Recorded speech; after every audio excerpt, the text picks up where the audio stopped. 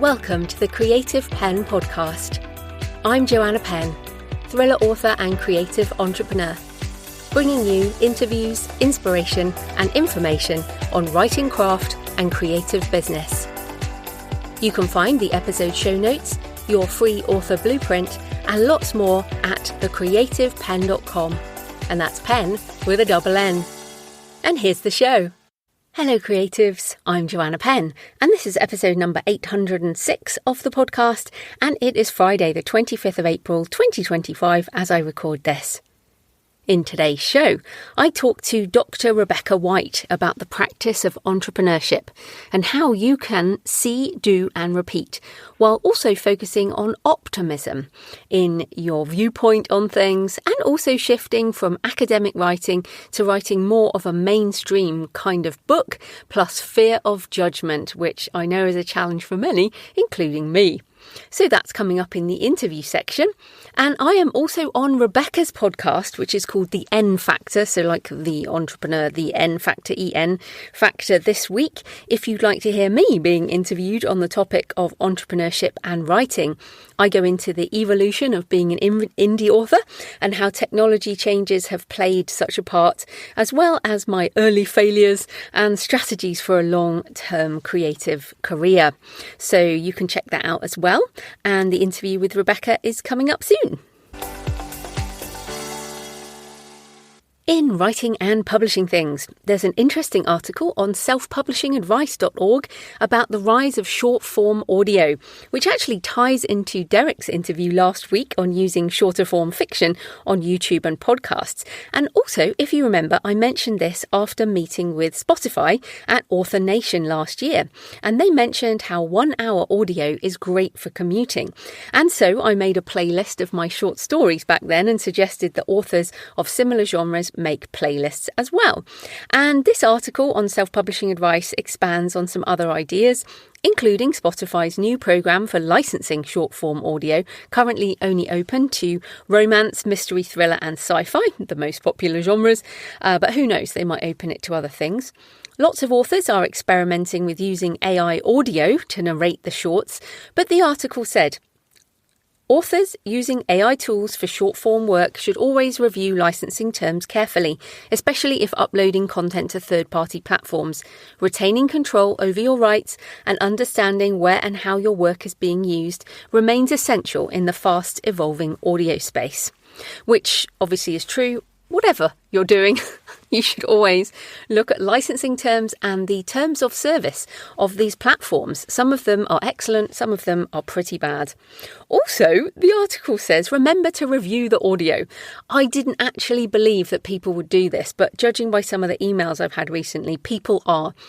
Do not just press a button, generate AI audio and upload it or publish it, because there are always changes you'll want to make. I know I'm a bit of an audio, I'm certainly not an audio purist, because of course I am using a voice clone for Death Valley. I've used other AI audio. I obviously narrate my own. I listen to a lot of audio, but I cannot believe that people are just clicking, like if they're in the Audible Virtual Voice, AVV or 11 Labs or whatever service, if you click to generate the whole book, you must listen to it, whatever length it is.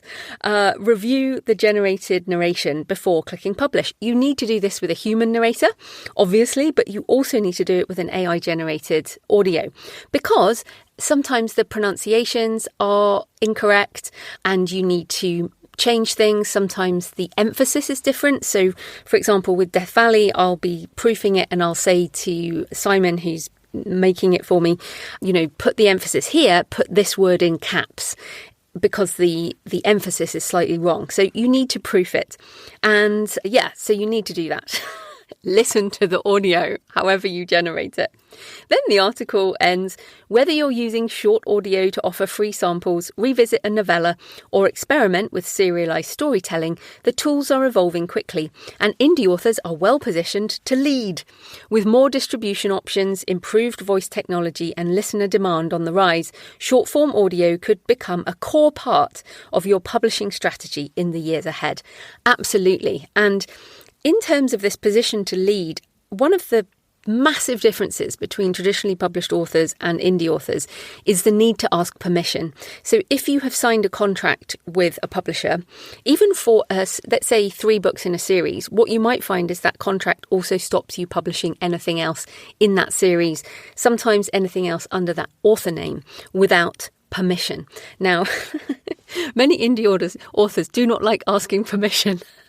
I certainly don't. So what I love about short form audio is obviously much quicker to write a 5 to 10 to 20,000 word story or short non-fiction or something like that. Then you can turn it into audio, publish that. And as Derek talked about last week, you can do this quite quickly.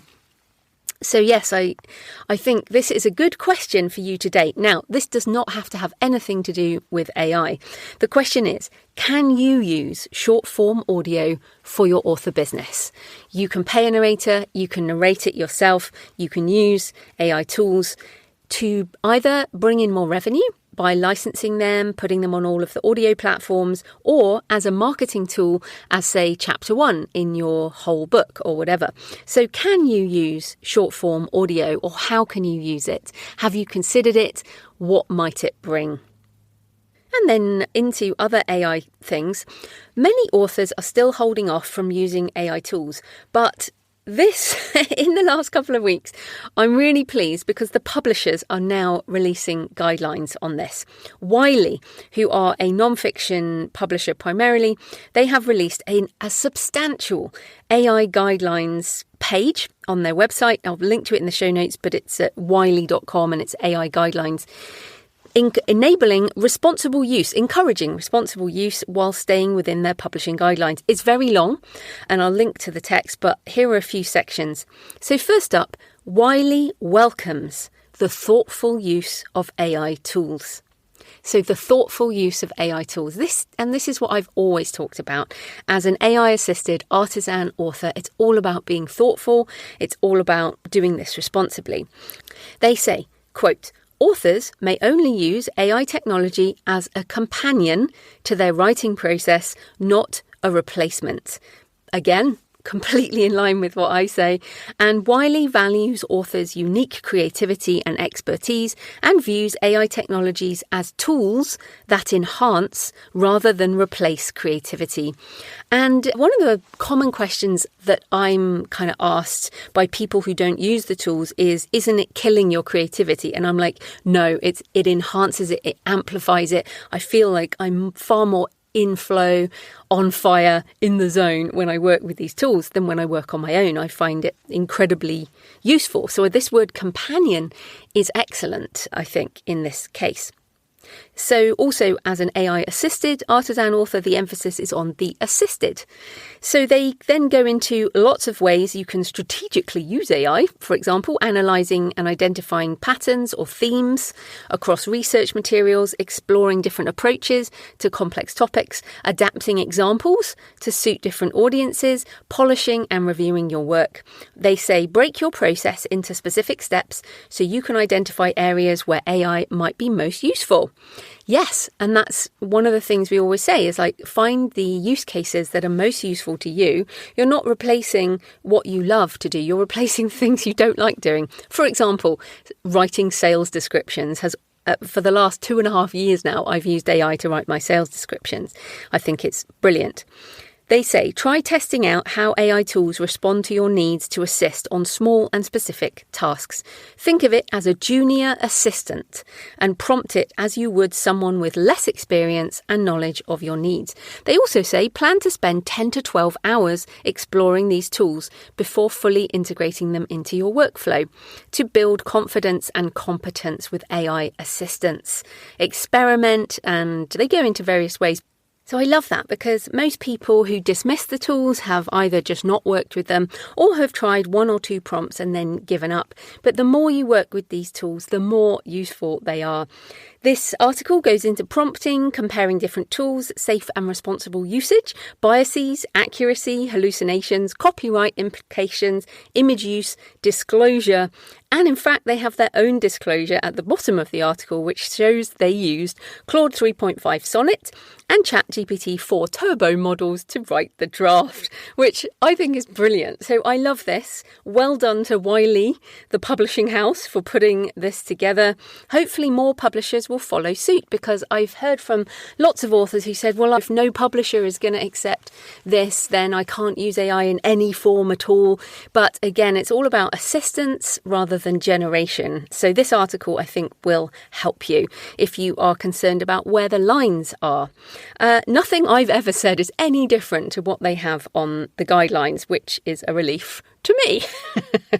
Also in AI news, as reported by The Guardian, the ALCS in the UK, the Licensing and Collecting Service, and other licensing agencies are working on collective licensing for AI training rights, which is what I suggested back in my 2020 book on AI. So I'm really glad that this might be happening. Now, Americans don't have this kind of public usage rights payments, but here in the UK, in Canada, other Commonwealth countries, we have payments for things like photocopying or extra library borrows collected centrally by the ALCS. And we get paid. It's not hugely significant, but it's something. And this is the right group to do it, certainly for UK authors.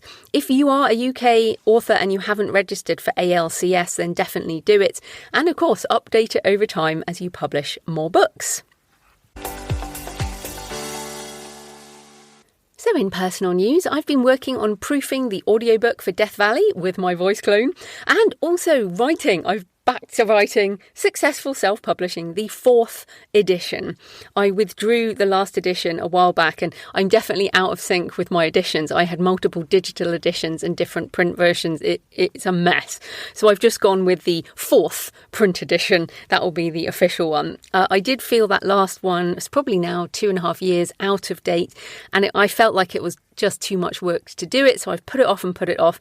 But as I did mention this last week, but I want to mention it again because it's so useful if you're doing new editions. I uploaded the old edition to O3, ChatGPT O3 model, and said, can you do a gap analysis in terms of what has changed in the last couple of years, what I need to update, and give me a plan to work through the content. And that just helped me so much.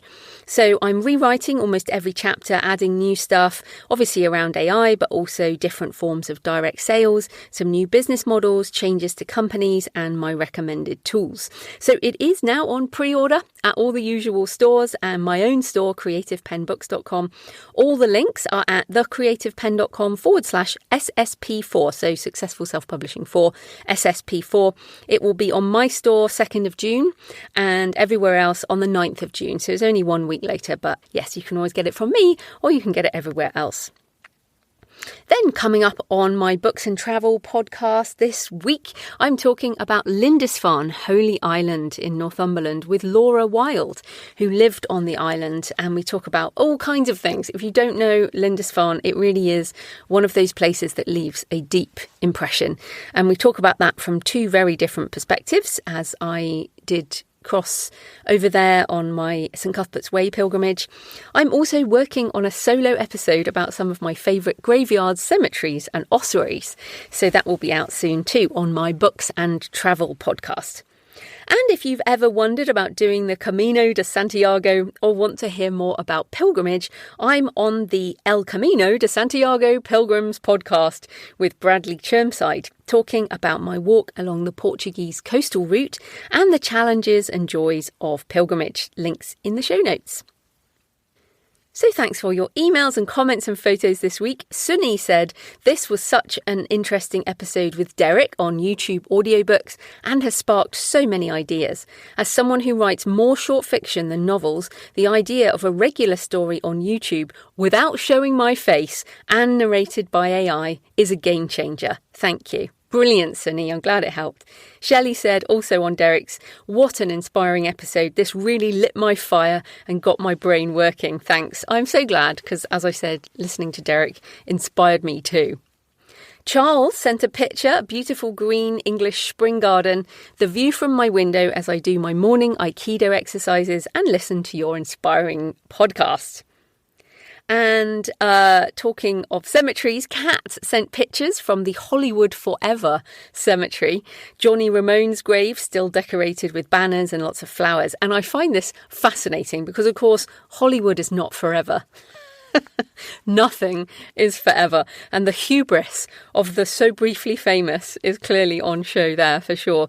And as evidence of time passing, Suzanne sent pictures from a Neolithic burial chamber overlooking the sea on the Isles of Scilly.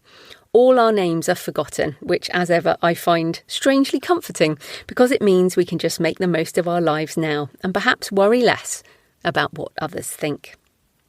Okay, please leave a comment on the podcast show notes at thecreativepenn.com or on the YouTube channel, message me on X at thecreativepenn or email me, send me pictures of where you're listening or your favourite cemetery or graveyard, Joanna at thecreativepenn.com. I love to hear from you. It makes this more of a conversation. So today's episode is sponsored by Draft to Digital, which I personally use for my wide ebook distribution to Apple, Nook, library systems and more. They also have print. Are you an indie author in need of an easy and efficient print-on-demand service backed by a world-class customer support team? Look no further than D2D Print from Draft to Digital. D2D Print is ideal for authors who've already published ebooks but haven't yet experimented with print. You can convert your ebook to a print-on-demand file with just a few clicks, turn your cover image into a full wraparound print cover in seconds, choose from dozens of beautiful interior layouts for a professional look, choose from a variety of industry-standard trim sizes and formatting options, distribute your print-on-demand files worldwide with Draft to Digital's free ISBNs if you want to use them. You can order author copies within 32 countries and order print proofs from a variety of shipping options and without proof stamped on your book. You can also use free change tokens every 90 days to make updates to your published books. All of this and more with no setup or recurring fees. Print on demand is a game changer for indie authors because while brick and mortar bookstores can't physically stock every book, they can check for the print on demand availability of a book when a customer requests it. If you only publish digital ebooks, you could be missing a huge opportunity to reach more readers. Let's fix that with D2D Print. Just go to draft2digital.com. That's draft2digital.com. So this type of corporate sponsorship pays for the hosting, transcription and editing. But my time in creating the show is sponsored by my community at patreon.com/thecreativepenn. Thanks to the 4 new patrons who've joined in the last week, and thanks to everyone who's been supporting for months and years. If you join the community, you get access to all my backlist video and audio covering topics on writing craft and author business, as well as tutorials and demos on AI tools and my patron-only Q&A solo shows, as well as live office hours. This week, I shared a tutorial on AI images and book covers with ChatGPT 03, Midjourney and Canva. The Patreon is a monthly subscription, the equivalent of buying me a black coffee a month or a couple of coffees if you're feeling generous. You get access to everything, all the backlist content, all the Q&As, everything. So if you get value from the show and you want more, come on over and join us at patreon.com, patreon.com/thecreativepenn. Right, let's get into the interview. Dr. Rebecca White is an award-winning entrepreneur, executive board member, professor, and the author of See, Do, Repeat, The Practice of Entrepreneurship. She's also the host of the N Factor podcast. So welcome to the show, Rebecca. Thank you, Joanna. I am honored to be here. I love your podcast and I'm excited. I am reading your book, Pilgrimage, and I just love everything that you've done. So it's really great to be here and have this conversation today. Oh, well, thanks so much. So first up, tell us a bit more about you and what drives your interest in entrepreneurship. I grew up in this small town in West Virginia. Don't know if you've ever been there, but it's quite rural. And I always had these dreams and interests of doing other things rather than being in a small town. And I I had a wonderful mother. Her name was Betty White. So great name. Maybe not the Betty White most people think of, but she had an entrepreneurial mindset back before we even had the words to put with it. And so I learned about this whole mindset from her as a child. And it's really driven everything I've done. It's kind of like it grabbed me and I had to hold on. And so I've really applied an entrepreneurial mindset in everything that I've done, from being an educator to a book author to a podcaster to even a corporate board member. And you mentioned all those slashes in my career. I think that's part of being an entrepreneur as well. This whole idea that there's always something new and a new opportunity to explore. So it's really just been a part of my life, and everything that I've done, I think, because I learned it from her. That's cool. When you said West Virginia, I just had that song playing, Country Take Me Road, Home. right? Yeah, Country Roads. Yeah, everybody knows that. Yeah, that's the only thing. I've never been there, but that's what it brought to mind, which was quite funny. So you were in this small town, and you had this mindset, but how did you get out of the small town and get into work, and how did you make it out of there? Because I know some people listening, it might just be a life situation they're trapped in, or a job. You know, many people are in a job and they might want to be more entrepreneurial, but they didn't have the mindset that your mum gave you. So how did you get out, and how can other people get out if they feel trapped? Yeah, that's a really great question. For me, it was education, and I just kept going. My parents valued education. My mom was very curious, and she was way ahead of her time, the way she approached life and saw things. And she had her own business. She was a florist. And when I graduated with my undergraduate degree, she invited me to come back and take over the business. And that's like the last thing I wanted to do. I had worked in that business all my years growing up, and it was great for her. It was a great opportunity for our family. It afforded us, my brother and I, the opportunity to get an education.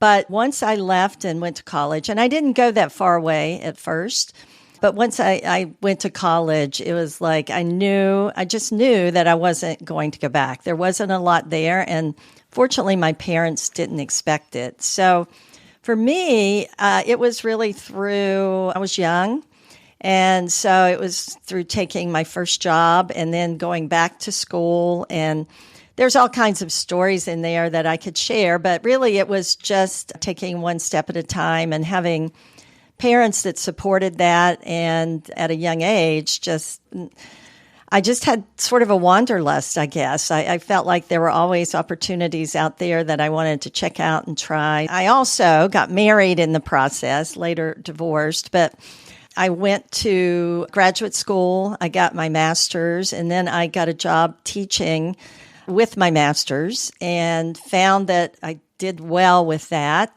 So I went back to get a doctorate, and after I got my doctorate, I accepted a teaching position in Cincinnati, Ohio. I was actually educated in Virginia at Virginia Tech, and then went to Cincinnati, Ohio.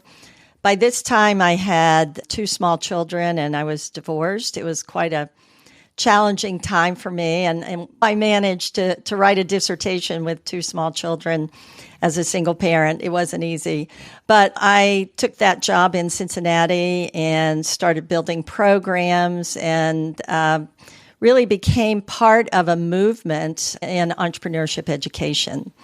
And actually, my PhD is not in entrepreneurship, but that's because they really didn't have that kind of degree back then. So I got a PhD in strategic management and took my first job, and there weren't any entrepreneurship courses offered at that time. So I was very fortunate. I had a dean at the time that was very supportive and allowed me to pursue this interest in offering an entrepreneurship course. And we offered a course, and it was something the university had never offered, so I had to create it. I explored the field, the discipline, the few people that were out there doing this. I did my research and created this course, and then we raised money. So just like any entrepreneurial venture, we had to raise enough money to start a program. And so I went through all the steps, really, of a startup to build an entrepreneurship program at this university in Cincinnati, Ohio. And in doing so, really kind of launched my career as sort of the second-tier pioneering group in entrepreneurship education. And since then, I've just had so many opportunities to work with programs, work with students actually around the world and in this space of entrepreneurship education. So really it was education that kind of, for me, it's not for everybody, but for me, it was the way that I was able to kind of get out and build this career. If you don't mind, you referred a few times to it, sort of the past. Can you tell people how old you are, or so that they just get some sense of how long this period's been? So, yes, I'm in my 60s now. So I've been teaching and doing this entrepreneurship gig for almost 4 decades. Yeah. And it's been great. A long time. It's been a long time, yeah. And what I thought by now, Joe, would be that I would be retired or at least close to retiring, but the opportunities just still come along and they keep getting bigger, it seems like. Yeah, and also I wonder whether entrepreneurs ever retire. I mean, you might retire from I don't one think thing. so. No, exactly. You want to start something else, right? But let's get into the book. So what is the See, Do, Repeat framework, and why is it useful for authors to consider? So teaching all those years as an entrepreneur, I saw a lot of change in our field. And so when I first started teaching, it was all about start a business. And in fact, in the earliest years, it was more about small business. Everything was taking what we had studied in business school, which was primarily around corporate business, and applying it in a miniature way, if you will. And it really didn't work. And so the field started to develop its own body of literature and research around entrepreneurship. And that direction was really interesting because although it started in this whole area of creating new companies and running small businesses, it really morphed, I would say, into a focus on the mindset of entrepreneurship and how it applies in almost virtually any context. And I started out my description of my background by just saying that I've applied it everywhere. And so that became really interesting to me. And I've always been fascinated by the way people think and by the stories. It's why you mentioned my podcast. It's why I love my podcast. I just love to ask people lots of questions and find out about them and the way they think. So this whole book is really, after, I would say, 20 years of research that I had been doing, trying to understand what this entrepreneurial mindset was, because we talked about it a lot, but it didn't have a whole lot of definition. People always seemed to know it when they saw it, but they didn't really know exactly how to describe it. And entrepreneurship education became much more than just starting a business. It's applying it in so many other contexts. We've had students come through that have been interested in starting not-for-profits. They've started churches. They've developed new products that then they license. They didn't even start a company around them. And I found I was always drawn to the creative students, and I think you and your audience would appreciate this because I saw over the years that most creatives had to have some of these entrepreneurial mindset skills because they were going to be in a position where they were taking advantage of opportunities and they were going to have to raise money or at least find a way to pursue their craft. And that included maybe some marketing. It included maybe raising money from donors and investors. So I became very interested very early on for entrepreneurship and entrepreneurial mindset for students who are not studying business. So that's been a lot of the focus of why this book was written. And I spent a lot of years trying to understand an entrepreneurial mindset. And so this book was really an effort to bring all this academic literature to a popular audience and share the idea of a mindset in a very, very simple and easy to remember and understand framework. And so that See, Do, Repeat, it's based also in what we call competencies. And a lot of fields like nursing and healthcare have used competencies for a long time to sort of find a way to measure something that's, measure tasks that are challenging to define and measure. So it's identifying 3 competencies of an entrepreneurial mindset. And over the years, these are the 3 competencies, and then associated with each of them are multiple skills that I've found have been repeated among all entrepreneurs. And it's the ability to recognize opportunities, that's the C part, the willingness to take action, that's Do, and the perseverance and resilience to execute past failure. Because failure is definitely a part of every success journey. And this is, along the way, the people who are not successful as entrepreneurs tend to get stopped. They may recognize an opportunity. I can't tell you, multiple times a day, I have people reaching out to me with, I have an idea. What do you think? But the difference is, do you take action on that? And then do you keep going and execute past failure? And so there are a lot of things we could talk about with that, but that's the principles of the book. It's really to take all this academic research of an entrepreneurial mindset and make it something simple and something that people can apply.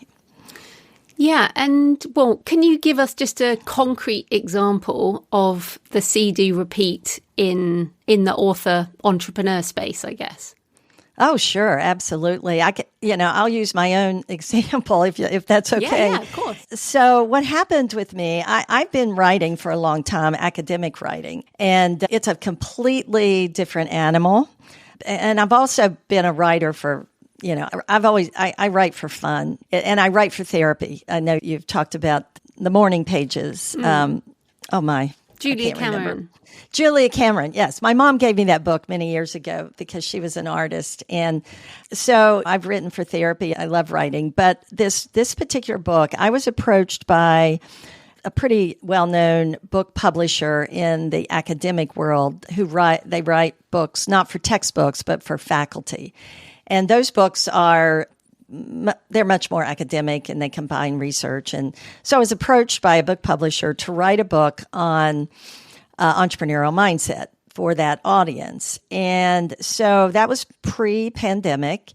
And so I started exploring that. I had conversations with an editor that was assigned to me. And so we were getting started on that whole process when the pandemic happened. And so my editor lost her job. And I was assigned to somebody else, and we didn't have a great fit. So I stepped back from that and I thought about it and I said, am I really that interested in continuing to write for other academics?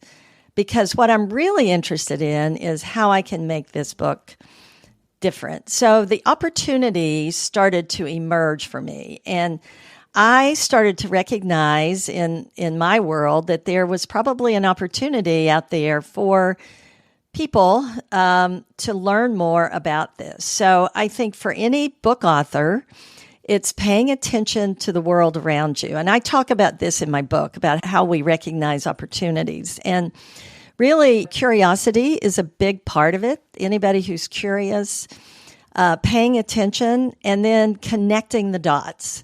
And that's a big part of the creative process. So for me, a lot of it was there were messages coming from outside that maybe I had the expertise and the credentials to do this.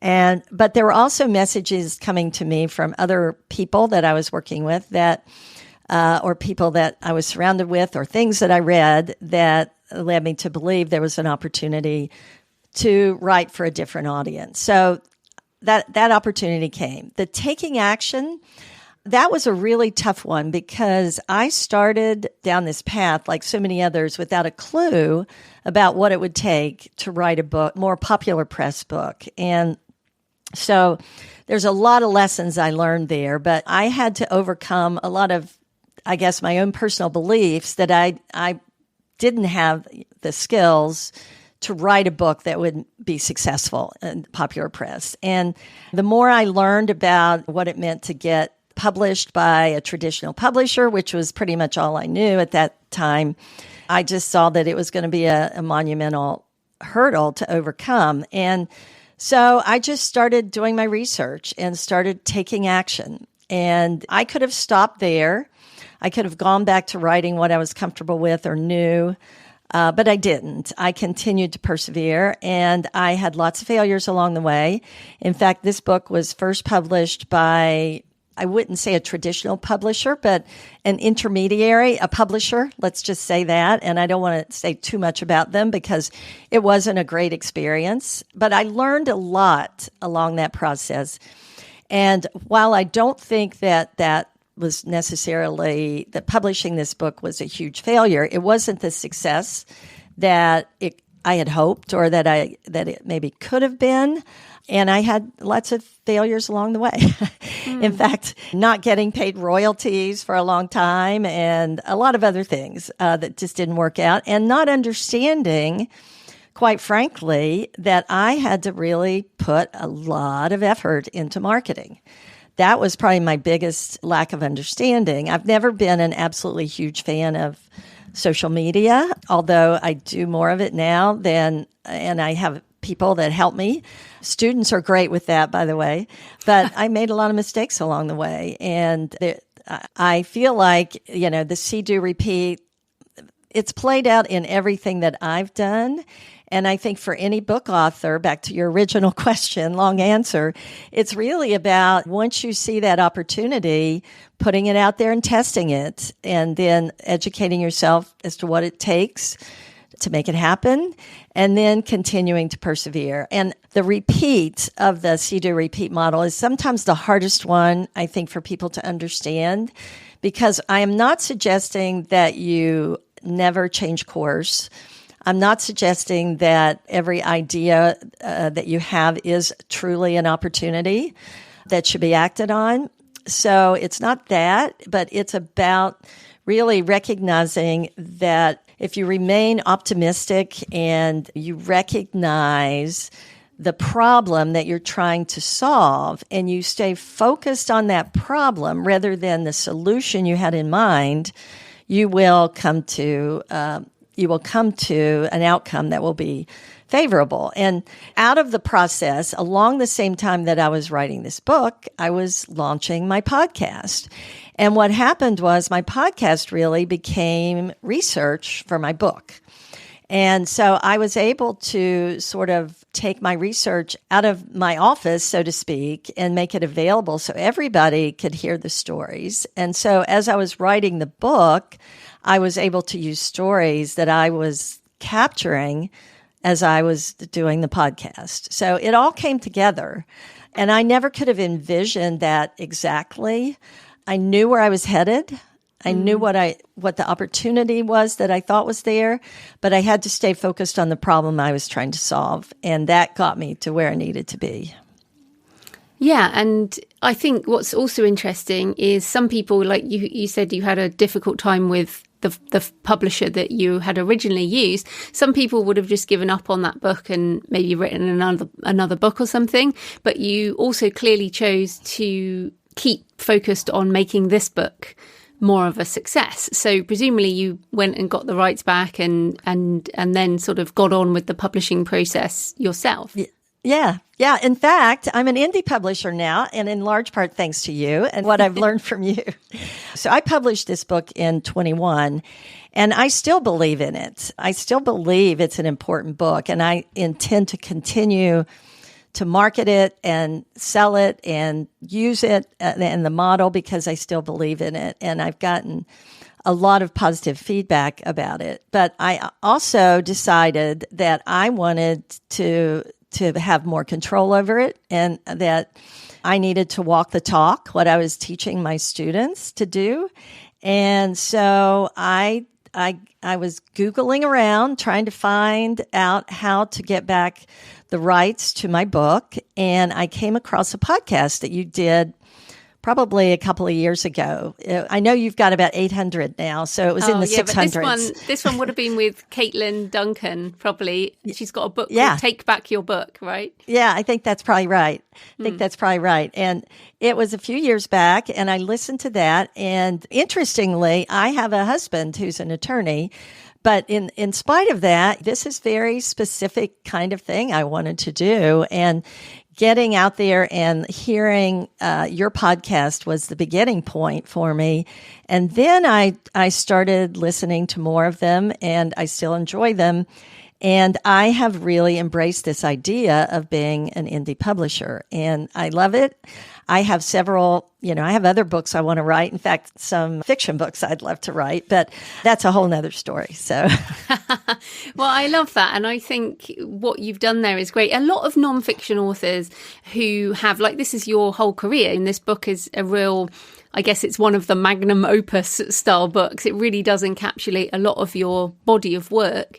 And so, of course, you're going to keep promoting that, keep marketing that, keep doing other work around it. And I think that's really important to say. In the indie community, we often focus on having more books, writing more books, putting more out there, which is one way. But there's also a lot of people, especially in nonfiction, who have one sort of key book, even if you're going to write more. And then that's the sort of focus of their talks and their kind of career side. So I think that's completely valid. But I did want to come back on, you did mention the word optimistic, which I wanted to come back on because you have a whole chapter on optimism, and I'm by default an optimist. I'm also a techno-optimist. I think humans will figure things out. But as we talk now, it's April 2025, and we're not going to get into politics and the world, but it is an uncertain time. And with AI and all of this, authors can feel not quite so optimistic. So what are your thoughts on how we can choose optimism and foster optimism?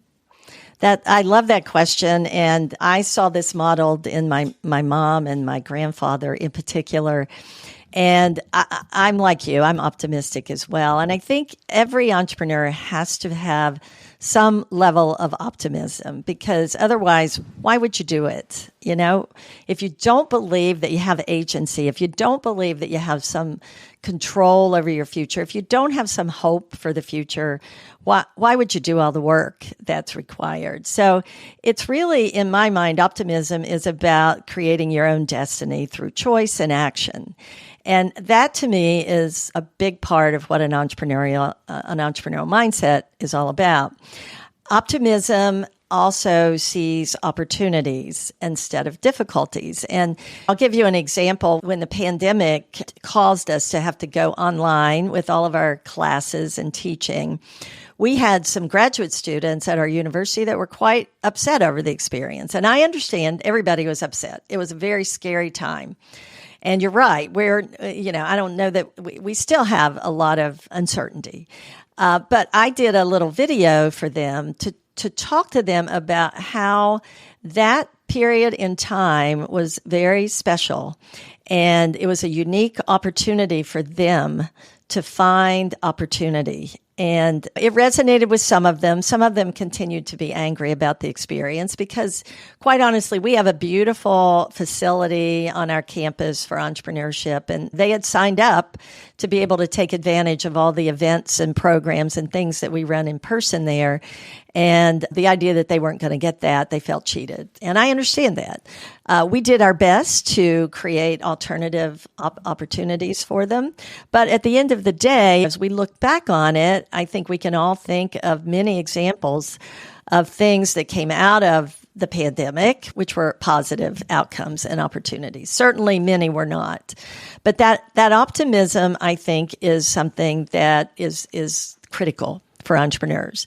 Now, there is, I talk about it in my book, there are dangers of being overly optimistic. And there's plenty of research that's shown that, especially if you're overly optimistic about your financial situation, that can be kind of dangerous. But most psychologists agree that that optimism can be learned. And so it's not a static thing. It really has to do with the way you look at the world, whether you personalize things or whether you recognize that everything in the world is not about you, the pervasiveness of things and the permanence of things. So you can really, if you feel like maybe if anybody that's listening that you would like to be more optimistic, there is something called learned optimism, and there's books out there and plenty of things that you can do. But I think it's critical to have that trust in ourselves. And what's the alternative, really, Jo? I mean, do we just stop and sit and complain? That's not much fun. No, I think that is a really good point. I'm sure there is a default level of optimism that people have, and I think obviously you and I have that. But as you said, it can be learned, and I think one of the things I've discovered for myself as well, and in the beginning of the pandemic, and in fact, I look at my photos, I took a lot of screenshots in the first few months in 2020 from the January, because I was on Twitter looking at what was coming out of China and then Italy and all of this. And I took so many screenshots, evidence of my doom scrolling. and I thought I was going to write a book on a pandemic, as many of us did at that time. And then I obviously realized that this wasn't helpful, and my photos, I take a lot of photos and screenshots and stuff, but my photos changed to pictures of flowers and the outdoors and walking a lot more. And I've avoided the TV news. I haven't watched the news on TV for over a decade, probably more like 2 decades.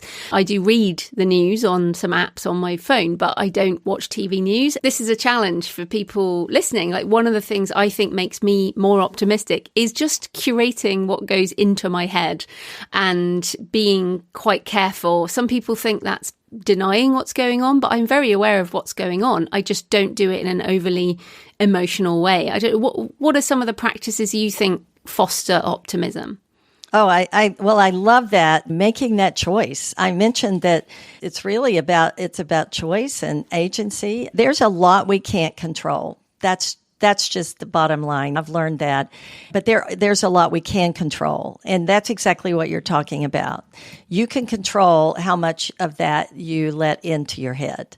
And it can be hard, especially I'm married to a news junkie, and it can be really hard because I want to know what's going on in the world. And I'm like you, I tend to read it more than watch it on TV. But I also choose, for example, during the pandemic, I don't know if it was the same in the UK, but for a while, every night there would be this thing on the news about how many people had died that day, Yeah, and I'm like, goodness. I am not going to bed thinking about how many people died today. I mean, there are plenty of people that sadly die every day, no matter what's going on in the world. That's called life. People die. That's right. That's right. There were people being born as well. And I made that choice. And it sounds really weird, but when I made the choice to stop all of that, I remember I had this really vivid dream, and it was in color. And I mean, this is going to sound so weird, but I had this dream that I was flying, and it was like I was leaving all that behind, and I was going to accept that whatever happened, and I could control what I could control, and that was it. And I would suggest that it's about taking control of what we let into our head, just like you said. Choice and action and agency, recognizing that there's only so many things we can control, but within that control, we have so much power within what we can control.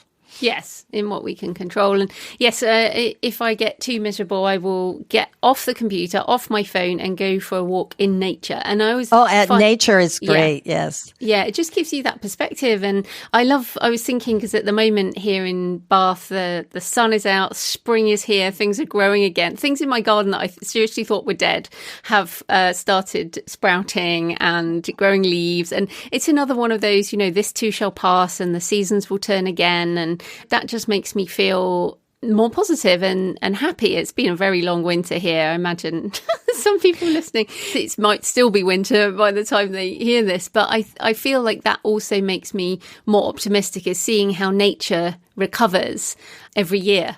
Things always get better. Absolutely. And I think I mentioned it in the book too, gratitude. That was something that my mom always believed in. And I think gratitude and just joy. I have to say, when I always enjoy your podcast because you are always so joyful in the way you communicate with people. And I just think that is very special. We have that choice to be kind and to bring joy to what we're doing. And it's so amazing when I meet people that I know are struggling, but they're still able to be kind and thoughtful to the people around them, taking that pressure off by not focusing so much on ourselves and what's missing, but opening up to the fact that there are other people in the world and we can bring joy to them and ourselves at the same time. Well, coming back to the book, because you did say earlier that you've written a lot of academic writing as part of your job, and that this was your sort of trying to write something more popular. What I would say it is incredibly well researched and has a lot of references. It is, I would say, more of a crossover to academic books. It's certainly not a pop sort of book where there's no references at all, or maybe only a couple in the appendix. Like, for example, the kind of things I've written. And I wondered what your thoughts were. So there are people listening who will be academic writers, and they will struggle with, I think, a lot of the relaxing that has to go into writing a more popular book. So any tips for those who want to kind of cross over from academic writing to more popular books? Yeah, thank you for that question, because that was a struggle for me. And a lot of it has to do with how you're trained, I guess, or prepped for whatever the opportunity is that you're going to pursue with your writing. And for me, I had been living in this world where everything I had written before it was published, it was going to be peer reviewed and it was going to be evaluated for accuracy and legitimacy and reliability and credibility.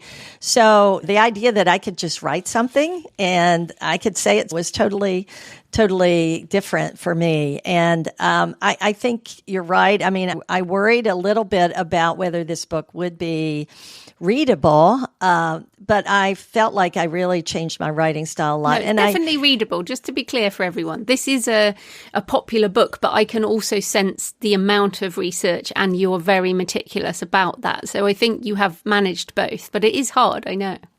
Yeah, well, thank you for that. And I really appreciate that, because that's a very high form of compliment for me, because I think that fits with who I am and my background. But it was challenging because I wanted it to be readable, and I wanted it to be the name, as an example, coming up with that see, do, repeat name.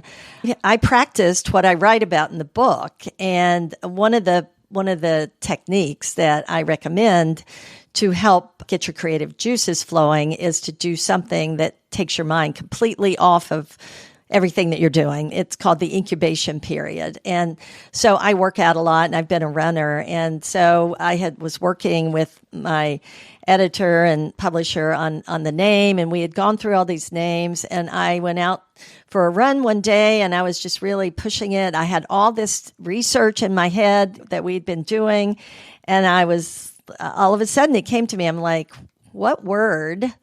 And I'm fascinated by words. I love words, but I guess every author is. But I said, what words would, convey this in the simplest form? And that's how I came up with See to Repeat.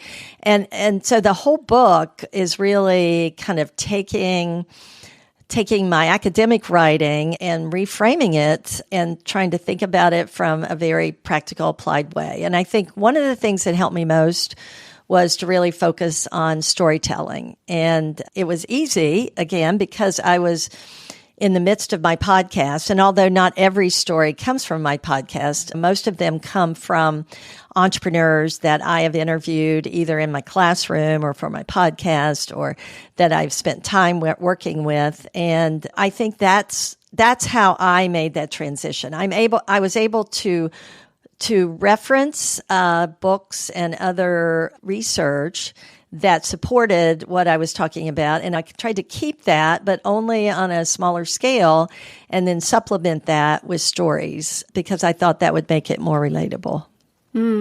But did you have any fear of judgment by other academics, or sort of that feeling? I imagine it would have been quite different doing this book compared to writing an academic paper. Oh my gosh, yes. So did I have fear of judgment? Yes, on every count. And that's probably been the thing. If I were going to advise anybody about writing, it's that you got to get over that.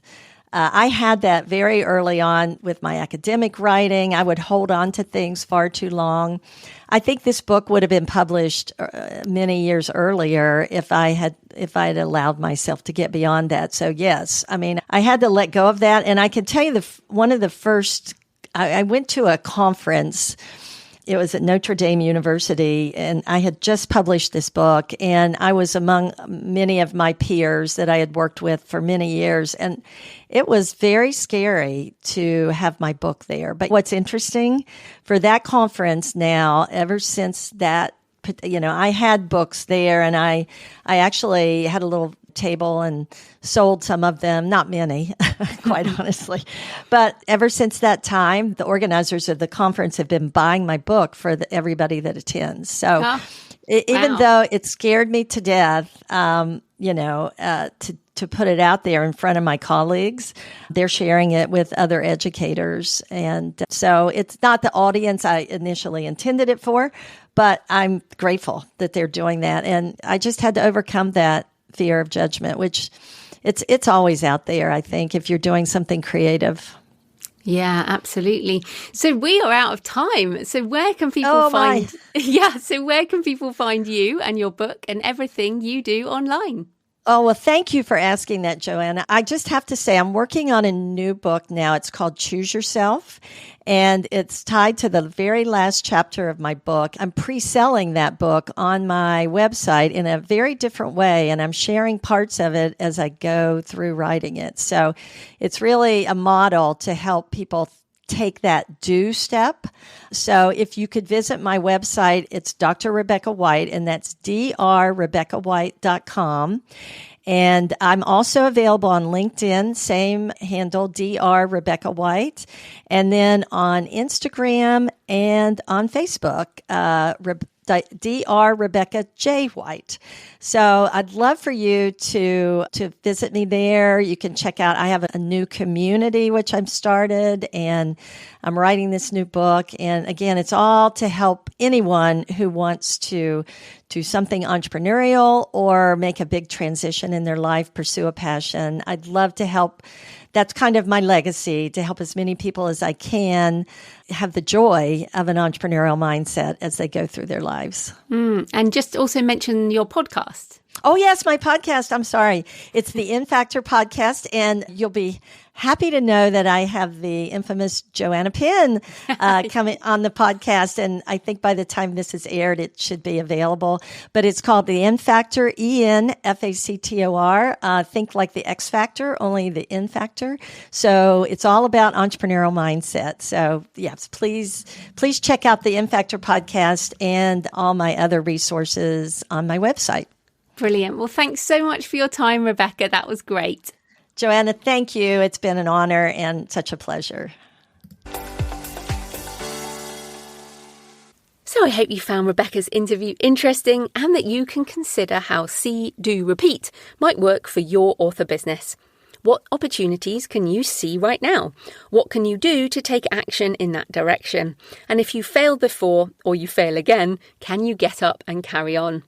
That is literally the author life, especially if we define failure in a specific way. Like, if I don't sell 1,000 copies next week, I'm a failure.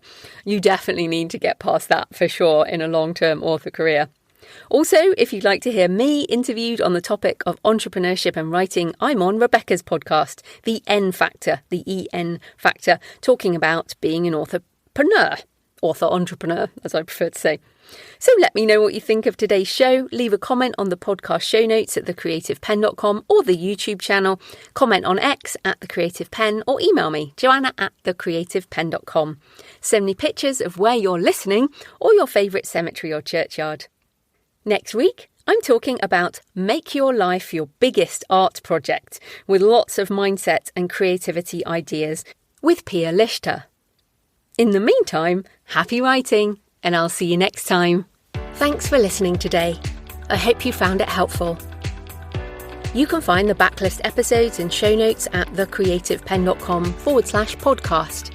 And you can get your free author blueprint at thecreativepenn.com/blueprint. If you'd like to connect, you can find me on Facebook and X at The Creative Penn or on Instagram and Facebook at JFPennAuthor. Happy writing, and I'll see you next time.